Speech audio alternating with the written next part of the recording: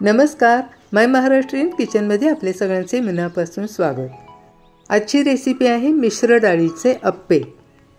बघूया यासाठी आता काय साहित्य घेतले आहे ते। तर इथे 4 प्रकारच्या डाळी घेतल्या आहेत। पाव वाटी हरभरा डाळ, अर्धा चमचा मेथीचे दाणे, पाव वाटी मसूर डाळ, पाव वाटी मुगाची डाळ, पाव वाटी उडीद डाळ आणि पाव वाटी तांदूळ घेतले आहेत। मुगाच्या डाळीऐवजी तुम्ही मुगाचा सोला सुद्धा घेऊ शकता। आता या सर्व डाळी प्रथम एका भांड्यात घालून स्वच्छ धुवून घ्यायच्या आहेत। डाळी धुताना भरपूर पाणी घालायचे आहे। या डाळी 2 ते 3 पाण्याने स्वच्छ धुवून घ्यायच्या आहेत। डाळी आता स्वच्छ धुवून झाल्या आहेत। याच्यामध्ये भरपूर पाणी घालायचे आहे आणि यावर झाकण ठेवायचे आहे आणि या डाळी किमान 4 तास भिजू द्यायच्या आहेत। 4 तास झाले आहेत आणि 4 तासानंतर आपल्या डाळी अगदी छान भिजल्या आहेत। ह्या डाळी पुन्हा एकदा धुवून घ्यायच्या आहेत आणि आता मिक्सरला या डाळी बारीक करून घ्यायच्या आहेत। जर तुम्हाला या डाळी लवकर भिजून हव्या असतील तर कोमट पाण्यामध्ये किंवा गरम पाण्यामध्ये डाळी भिजत घालाव्यात आणि 2 तासानंतर आपल्याला भिजलेल्या डाळी तयार मिळतात।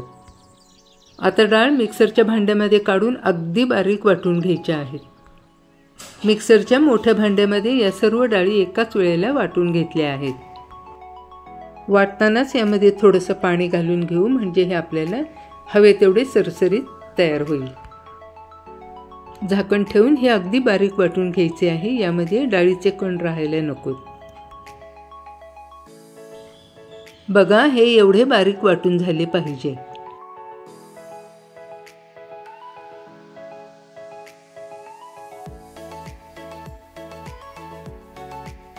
हे आता एका भांड्यामध्ये काढून घ्यायचे। वाटलेल्या डाळीमध्येच घालू आता हा बारीक चिरलेला 1 कांदा, 2 बारीक चिरून घेतलेल्या या मिरच्या, थोडीशी बारीक चिरून घेतलेली कोथिंबीर, चवीपुरते मीठ आणि आता हे सगळे चांगले फेटून घ्यायचे आहे। सर्व पूर्वतयारी आता झाली आहे। आता आपण अप्पे तयार करायला घेऊ। येथे गॅसवर अप्पे पात्र ठेवले आहे आणि ते गरम झाले आहे। त्याला ग्रीसिंग करून घेऊया। या सर्व वाट्यांमध्ये आता हे बॅटर भरून घ्यायचे आहे।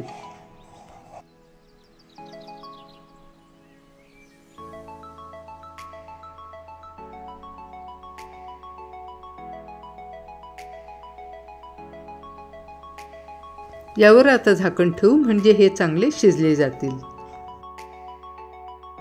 वरचा ओलसरपणा कमी झाला की हे आपल्याला उलटून घ्यायचे आहेत।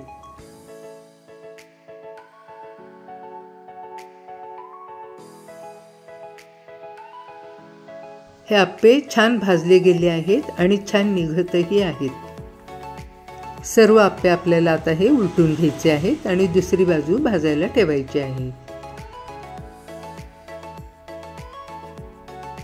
पहिली बाजू उलटी करून घेतली आहे आणि त्यावर झाकण ठेवले आहे।